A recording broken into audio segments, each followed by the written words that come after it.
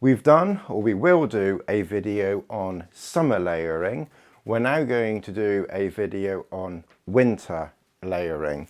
As you will see here, what makes the layering system so versatile is that we start from the skin and we work outwards, getting a little bit warmer or more waterproof as we go. And as the weather or conditions dictate, we can remove items but not have to necessarily take off items from lower down. Combined all together, it's very, very breathable, very wickable. It will dry quickly as you're wearing it if it was to get wet. It's just very versatile. Let's have a look at what we've got here. You may want a short-sleeved base layer. If you don't want a short-sleeved base layer, you may prefer, a long-sleeve base layer. Merino is probably a very, very good option. You can get synthetic merino mixes, or you can have, just synthetic, but never ever cotton. Whilst cotton is used in some outdoor clothing, Ventile being one, for what we do, it's not a very good idea. Meaning that cotton will soak up sweat, it won't wick very well, it's really difficult to dry, plus it's also very heavy when wet. Okay, so you've got your base layer. Your next layer in your sort of wintry time, although you could use this in the summer as well, but I tend to use shirts more, is something like this. Mountain equipment. It's a slightly more technical thin layer. You could use this. You could use this next to the skin as well if you wanted to. You've got one pocket. This is why in the summer I like a shirt, because you tend to have two bigger pockets. So this is your second layer. You may want to wear something like a Rab Vaporize as your third layer. And we're starting to get to the point now where it depends on, the temperature. You might very well find that for a lot of your walking, these 3 layers will be enough. If you're old school and it was cold, you could put a fleece, on top of that. You could put a wind shirt on top of the fleece, on top of this if you wanted to. In many ways, the Vaporize is actually replacing the fleece and the wind shirt, but they're just a couple of options, a couple of variants, depending on what you want to do.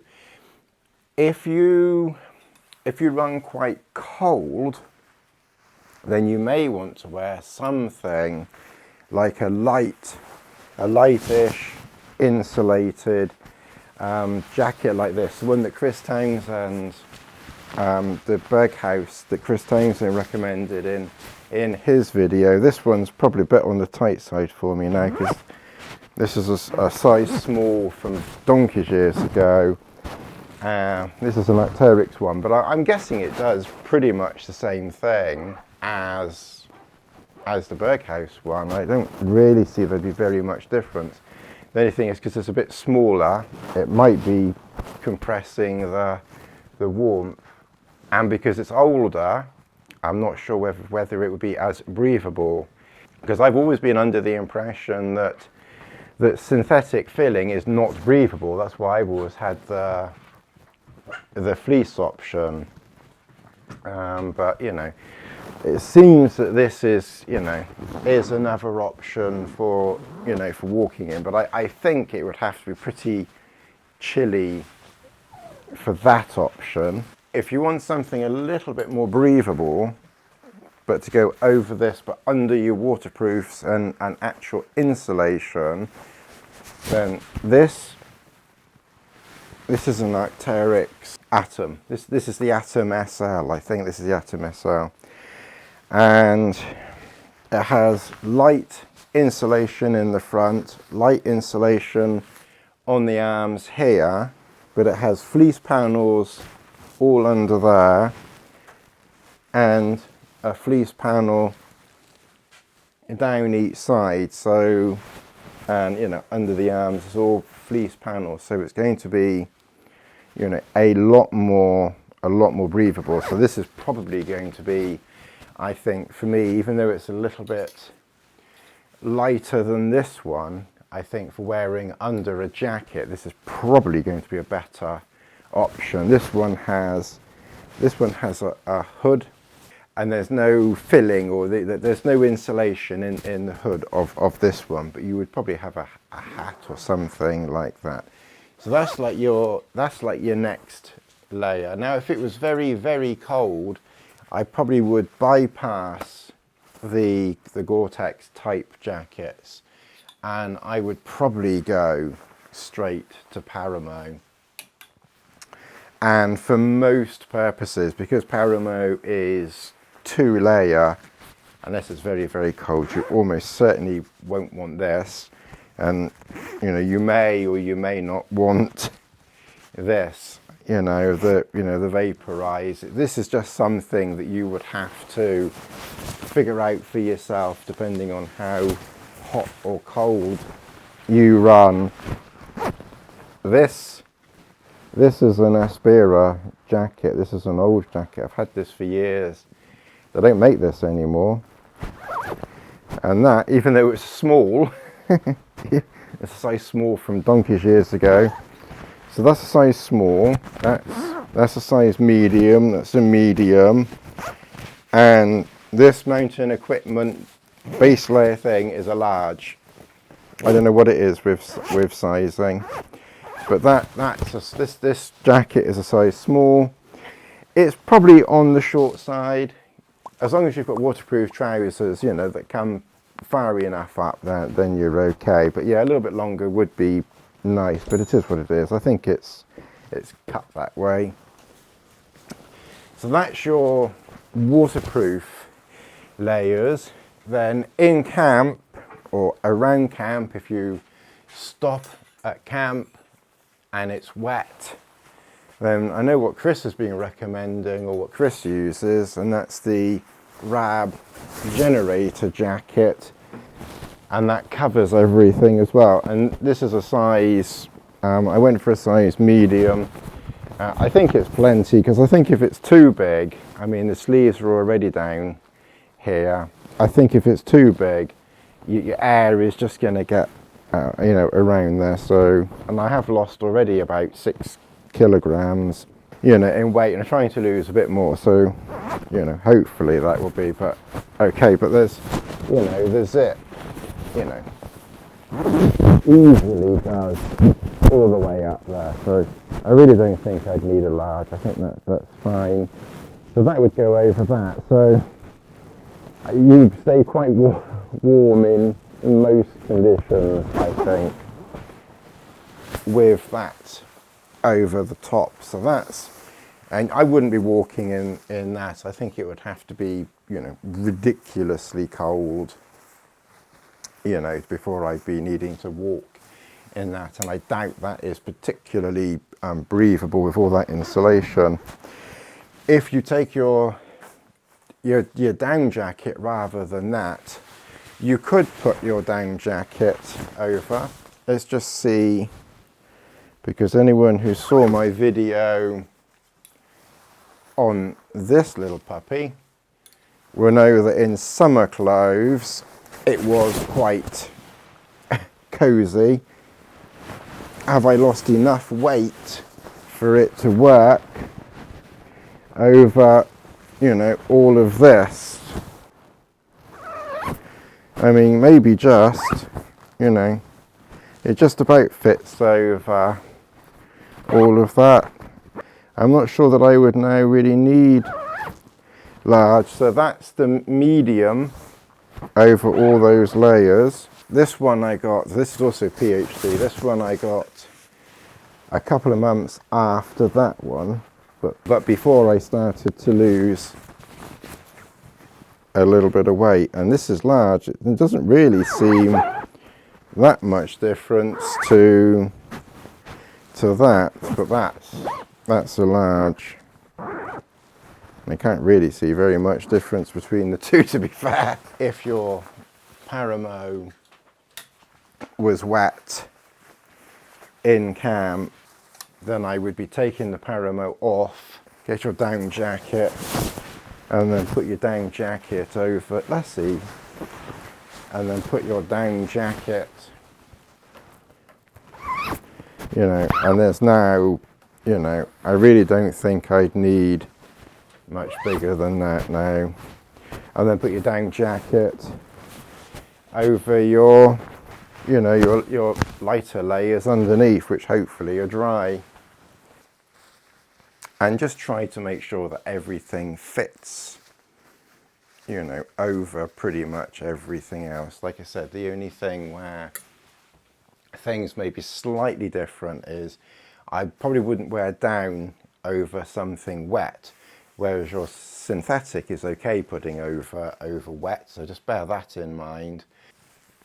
The other thing, just briefly to touch on, and soft shell, this might not even fit me anymore. This is an Arc'teryx. It's probably a Gamma or something like that. This is donkeys. I've had this. This is like nearly 20 years old. It's a size small. And it's still just about fit. It's quite cozy. So that's a Gamma. I bought this, if anyone who's still watching, I bought this in 2004. It's when I was with Sue, just going back a bit, nearly 20 years now, Jesus. And we gone to the Lake District, and I had a light, not this one, but I had a lightweight mountain hardware soft shell, but it wasn't windproof. And we went up Blencathra, and the wind just whipped through it, and it got really cold. So we went into one of the outdoor stores. I think it was Cotswold actually, and they had this. I bought it. I wore that to a funeral. Well, I just wanted something that was comfortable and that was me, not something suited up and everything. So that's kind of, you know, that's kind of a special, that kind of has a special place in my heart, really. Honeymoon and funeral. Anyway, that's, yeah, so I was going to tell you about, I was going to talk about, so yeah, so soft shells there, they're okay for the outdoors, but I wouldn't really, to be fair, I wouldn't really recommend something like this for hiking and backpacking, because they're heavy, they're not really very light. They are breathable and they are windproof. I mean, if the conditions are okay, then it's fine. The main thing is they're not waterproof, so if it rains, you still have to have your waterproof jackets with you. If it gets wet, it will take forever to dry out because it's quite, you know, it's quite thick. And then if it gets too warm and you have to carry it, you know, it's quite heavy. You'd be better off with several lighter layers that you can do more things with. The only thing that might be worth, this is the Gamma. This is one of their lighter ones. This is not windproof at all. This is not a wind shirt. You know, this is not a wind shirt like these, but it is quite lightweight, you know, with a hood. So, you know, if you wanted something that was kind of down in this thing that had a hood, very breathable, quite lightweight, you know, something like that is probably worth thinking about. But generally speaking, I would avoid, because it's like a soft shelly type thing without being soft shell. But I mean, that you could consider if you wanted, but I would probably be passing on it because, like I said, I suppose you could use that instead of a shirt if you wanted to. If you wanted a base layer, you know, if the conditions were not too bad and you didn't want a wind shirt, then maybe something like the Gamma SL, which is still heavier than a wind shirt, but you could wear that over a base layer and then just take a light fleece to go underneath. But like I said, remember, it's not a wind shirt, so if the winds pick up or it starts to get cooler, you're still going to cool off, because the wind shirt over a fleece will stop the wind from cooling you off. So the wind shirt itself doesn't keep you warm in the same way that the vaporize, the outer, won't keep you warm. You know, it's your body heat and the bit inside that will be keeping you warm, and the fleece will keep you warm. It's what's outside. And the problem with this type of thing, unless it's warm enough, and you know, so you know, you might, something like that might be useful in the hills, you know, at the right time. At the right time. Let's see, you know, at the right time. So that's a basic rundown of summer, which we've did in a separate video, and winter, and a winter layering system. I hope you found this video helpful and informative. Don't forget to like, subscribe. The best way that you help this channel is by watching to the very end, hitting the like button, putting a comment below so that YouTube can see that people are watching and, you know, and interacting. I'll see you in the next video. Thanks very much for watching.